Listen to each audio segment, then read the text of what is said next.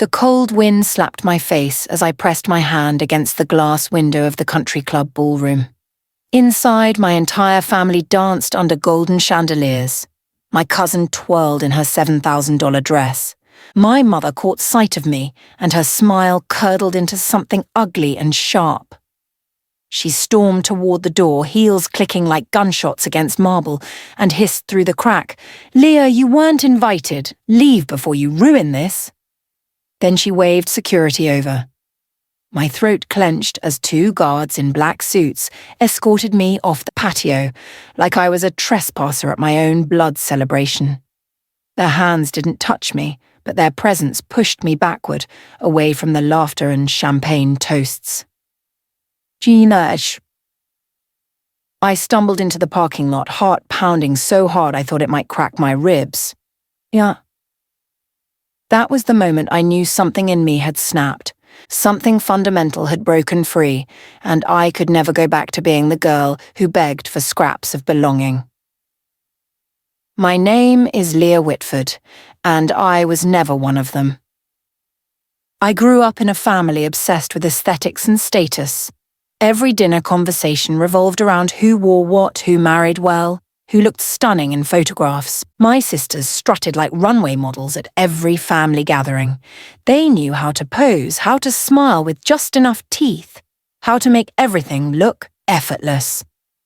I preferred books, sketch pads, and silence. While they practiced their laughs in mirrors, I drew pictures of trees and quiet houses. While they networked at country clubs, I volunteered at the library. While they chased spotlights, I sought shadows. Apparently that made me a liability. So, my family believed presentation was everything. Image was currency. Reputation was oxygen. And I wasn't the right presentation. I was too quiet, too plain, too content with simplicity. I didn't sparkle loud enough in photographs. I didn't elevate the family brand. But I didn't understand how bad it really was until the first wedding they forgot to invite me to. At 16, I stood in the dining room holding the mail, flipping through cream-coloured envelopes when my sister Harper ripped one from my hand. "That's not for you," she said. But I had already seen it, a wedding invitation addressed to everyone in the family, each name carefully written in gold calligraphy. Everyone except mine. Harper smirked, tucking it under her arm. "You don't fit the theme, Leah. Cousin Madison wants everything coordinated. You just look out of place in the photos." Theme, I wasn't a decoration. I was their family. "But she's my cousin too," I whispered. Harper shrugged. "She has a vision. Don't take it personally." But how else was I supposed to take it? I watched Harper walk away, her footsteps light and carefree, while something heavy settled in my chest. It felt like betrayal, but sharper, more deliberate. That was only the beginning of a pattern I was too young to recognize yet. Every wedding after that followed the same script. Missing invitation, convenient excuses, casual cruelty wrapped in politeness. My cousin's beach wedding. Oh, space was limited, and you hate sand anyway. My uncle's daughter's ceremony. You must not have checked your spam folder. Every bridal shower. It was just a small thing. You wouldn't have enjoyed it. The lies were so smooth, so practiced, that I started questioning myself. Maybe I had missed the invitations. Maybe I was being too sensitive. Maybe I really wouldn't have enjoyed those events. But then my mother said it out loud. We were at a salon sitting side by side under dryers when she touched up her lipstick and spoke without looking at me. "You're just different, Leah, and weddings are for people who belong." That word, belong, burned itself into my mind. It wasn't neglect. It was erasure. At a family brunch the following spring, my aunt stood up to make a toast. She raised her champagne glass high, smile glittering like her diamond bracelet. "To the beautiful camera-ready Whitford women," she announced, "may we always shine brightest in every room." Everyone raised their glasses. Everyone except me. My glass sat untouched on the table. Nobody seemed to notice.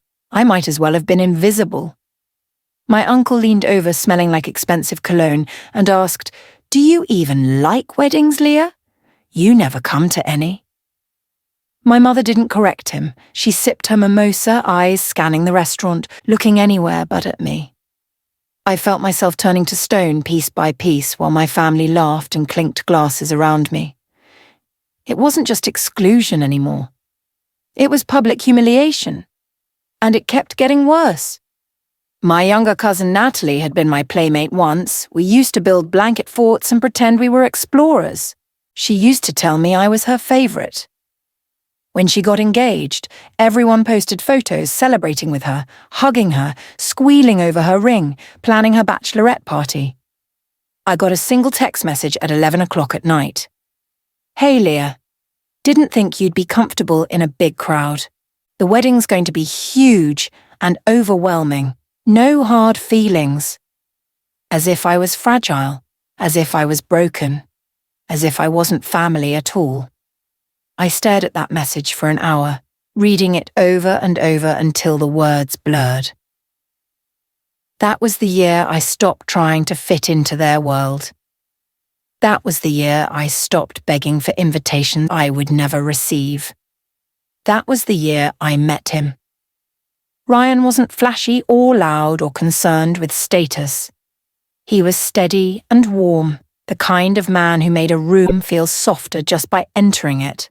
His presence was calming, like rain after a long drought.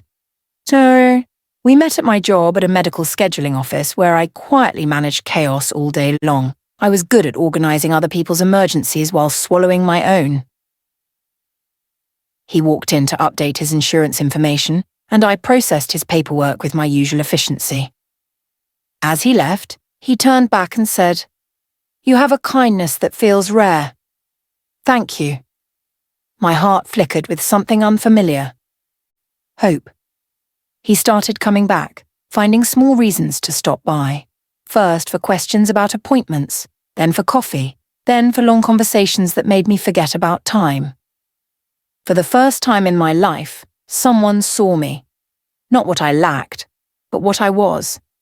Our relationship bloomed quietly, without grand gestures or loud proclamations. Just two people building trust one gentle moment at a time. He loved my calm nature. I loved his clarity and honesty. We spent weekends hiking trails, cooking simple meals together, reading books on opposite ends of the couch with our feet touching. He never once asked me to be different. He never suggested I needed fixing or improving. He simply accepted me exactly as I was. For the first time, I felt seen. Naturally, my family hated him. Not because of who he was as a person, not because he treated me badly or had some terrible flaw. They hated him because he didn't elevate their image. He worked as a contractor, building houses with his hands. He drove a practical truck. He wore jeans to casual dinners. He was kind and genuine and completely unimpressed by their wealth and status. To them, that made him unacceptable. When I finally introduced Ryan at a family dinner, my mother scanned him like a checkout item at a discount store. Harper whispered loudly enough for everyone to hear. "He's nice, in a simple way." My aunt added with a thin smile, "Well, at least Leah found someone who won't overshadow the rest of us. That's probably best for her." They laughed, light, tinkling sounds that felt like glass breaking against my skin. Ryan squeezed my hand under the table, his thumb tracing gentle circles on my palm. His touch kept me grounded when I wanted to disappear. I swallowed the humiliation like a stone, feeling it settle heavy in my stomach. I thought that was the worst of it. I was wrong. The cruelty I had experienced before was just preparation for what came next. When Ryan proposed to me under an oak tree with just the two of us in the sunset, I cried so hard I couldn't speak. The ring wasn't massive or flashy. It was a simple band with a modest diamond that caught the light perfectly. But it was ours. It was real. It was love. When I showed my family, their reactions were daggers disguised as concern. "That's the ring?" Harper asked, eyebrows raised. "Is he serious?" my mother added. My aunt examined my hand like she was inspecting a defective product. Couldn't he afford anything decent? I pulled my trembling hands behind my back, hiding the ring that meant everything to me. That's when my mother dropped the final blow. Leah, maybe don't have a wedding. It'll be awkward for everyone. Just do something small and private. Or better yet, just sign papers at the courthouse. My vision blurred. That night, everything changed. I didn't scream or argue or defend myself. I just stared at my mother like I was finally seeing her without fog, without the desperate hope that she might someday love me properly. They never wanted me at their weddings. Fine, they wouldn't be at mine. But I didn't want vengeance. I didn't want to hurt them the way they'd hurt me for years. I wanted peace. I wanted joy. I wanted a celebration filled with people who actually loved me, not people who tolerated my existence when it was convenient. And that required a plan. A quiet, careful plan that would protect my happiness while I built something beautiful without their poison seeping in. I started making lists, not of ways to hurt them, but of ways to heal myself. I toured a countryside estate with willow trees, string lights, and a lake that shimmered like glass in the afternoon sun. The venue coordinator showed me the ceremony space, and my breath caught in my throat. It was exactly what I had always dreamed of, but never let myself want. When I signed the contract, something in me healed a little. A small crack in my armor filled with light. I didn't tell my family. Not because I wanted to hide it from them, but because they never asked about my happiness anyway. They never inquired about my life unless it impacted their image. Ryan and I planned everything together, making decisions that felt right for us. We chose wildflowers instead of expensive roses. We picked a local bakery instead of a celebrity cake designer. We selected a DJ who loved what he did instead of a famous band. Every choice was ours, uncorrupted by judgment. 13. Building the guest list became an exercise in honoring real relationships. I wrote down names of co-workers who celebrated my birthday with cupcakes every year. Neighbours who helped shovel snow from my driveway without being asked. A childhood friend who never cared about appearances or status. My college roommate who still called me every Sunday, the librarian who recommended books based on my mood, Ryan's family, who welcomed me with open arms and home-cooked meals. Every name I wrote down felt like pulling a thorn out of my heart. Not one Whitford made the list, not even close. This wasn't revenge. This was restoration. I was surrounding myself with people who had chosen to love me without conditions, without judgment, without requiring me to shrink or change or apologize for existing. It felt like building a new family from scratch. I found my dress at a small boutique, not at the designer showroom where my sisters had purchased theirs. It wasn't trendy or dramatic or designed to make headlines on social media. It was soft, classic, elegant. It was me. When I stepped out of the dressing room, the consultant gasped and pressed her hand to her chest. "You look like someone who finally chose herself," she whispered. I smiled, really smiled, for what felt like the first time in years. That was the moment I knew the wedding would be beautiful. Even without my family. Especially without my family. I bought the dress that day, paying for it myself with money I had saved. Nobody would criticize my choice. Nobody would suggest alterations to make me look more like them. It was perfect exactly as it was. Just like me. As I mailed invitations to my actual loved ones, my family group chat exploded with photos from another cousin's bridal shower photo shoot. Perfect timing. Everyone was too busy bragging and posing and competing for likes to notice I was quietly building a new life. They shared pictures of expensive champagne and designer dresses and elaborate decorations. They commented on each other's outfits with excessive praise and thinly veiled competition. I watched it all from the outside, feeling nothing. No jealousy, no longing, no pain. Just relief. I deleted myself from the group chat, blocking the notifications that had caused me anxiety for years. I felt weightless, like I had dropped a heavy bag I had been carrying since childhood. But I knew a storm was coming eventually. I just didn't know when. My aunt saw a photo of my engagement ring on a coworker's Instagram story. Within minutes, my phone exploded with messages and calls. "You're engaged? Why didn't you tell us? You know weddings are family events, Leah. How dare you keep this from us?" A laugh escaped me, small, disbelieving, slightly unhinged. Family events? For who exactly? Certainly not for me. Never for me. I stared at my phone as message after message flooded in, each one more outraged than the last. They acted like victims, like I had wronged them by not announcing my engagement to people who had spent years making me feel unwelcome. The audacity was almost impressive. I didn't respond to a single message.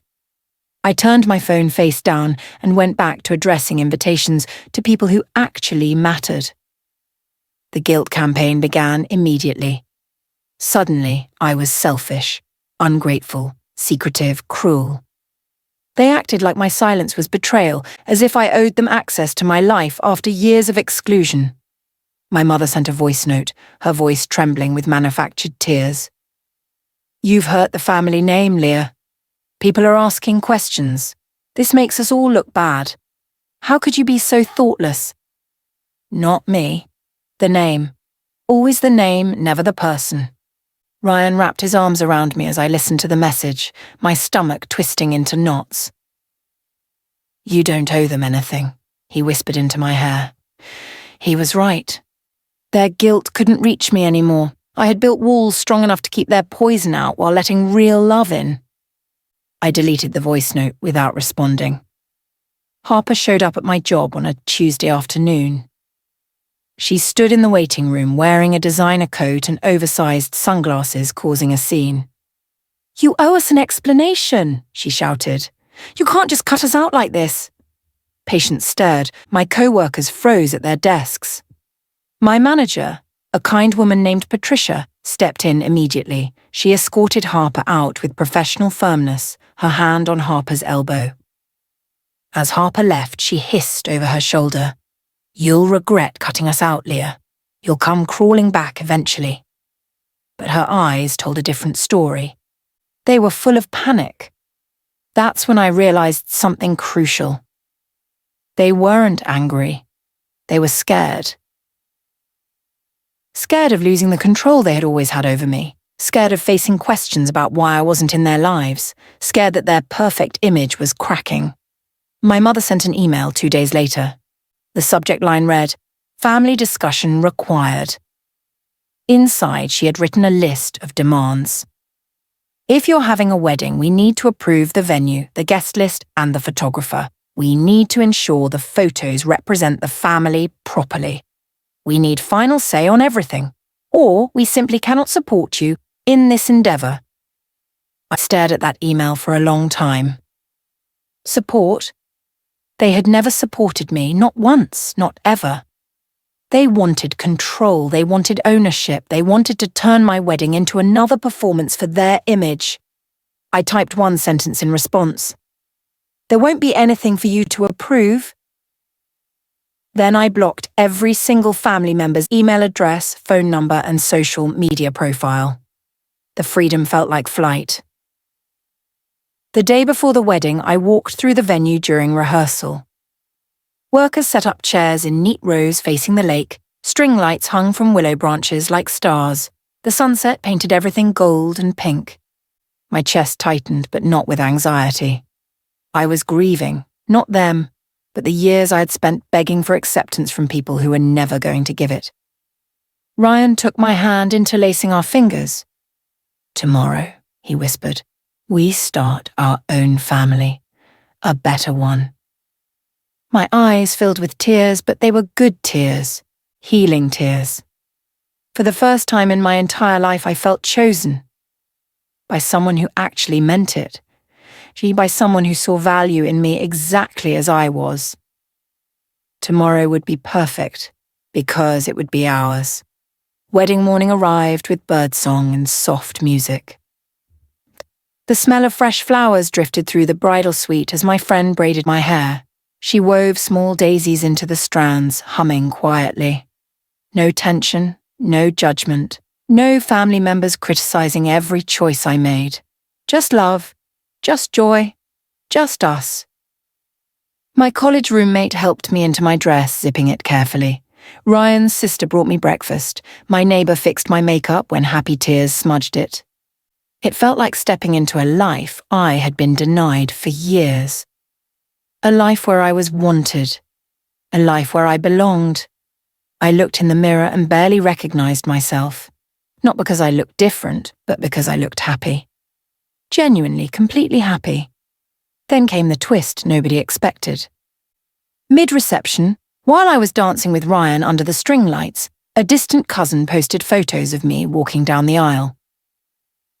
I didn't know until later, but within minutes my family's phones exploded. They saw me in my dress. They saw the beautiful venue. They saw the joy on my face. They saw that I had created something perfect without them. My phone, tucked away in a drawer in the bridal suite, lit up like a firework display. Message after message after message. You had a wedding without us. How dare you embarrass us like this? You ungrateful, selfish child. Everyone is asking why we weren't there. But I didn't see any of it until the next day. I was too busy dancing, laughing, celebrating with people who actually loved me. Their anger couldn't touch me anymore. Not today, not ever again. My family prided themselves on being admired. Perfect, polished, immaculate. But people started asking uncomfortable questions. Why weren't they at my wedding? Why were they never in photos with me? Why did I always seem alone at family gatherings? Neighbours whispered. Friends of friends noticed patterns. People started seeing what I had lived with for years. Small cracks formed in their carefully curated facade.